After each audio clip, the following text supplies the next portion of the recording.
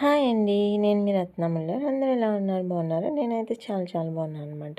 ఈరోజు ఒక రాజుగారిని తీసుకొచ్చి వండుదామని రెడీ అయిపోయా.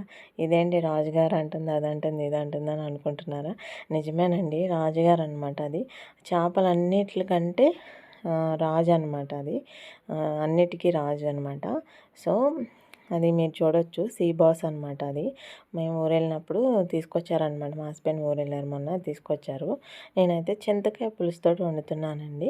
చింతకాయ పులుసుతో వండితే చాలా బాగుంటుంది అనమాట. చింతకాయ పులుసు ఇలా మరిగిన తర్వాత చేపలు వేసుకుంటే 3 days నిల్వ ఉంటుందండి, కర్రీ పోదు. ఇట్లా మనం ఉడికే మధ్యలో పచ్చిమిరపకాయల మధ్యలో ఘాటు పెట్టుకుని వేసుకుంటే ఇంకా టేస్ట్ ఉంటుంది తినేటప్పుడు. మసాలా కూడా మనం ఇంట్లో ప్రిపేర్ చేసుకుని వేసుకుని చాలా టేస్ట్ ఉంటుంది అనమాట. ఇది స్పెషల్ ఇంగ్రీడియంట్. అదేంటంటే ఆయిల్, ఆవకాయ నూనె దించేసే ముందు వేస్తే చాలా బాగుంటుంది అనమాట. మరి మీరేం తిన్నారో కామెంట్ చేయండి.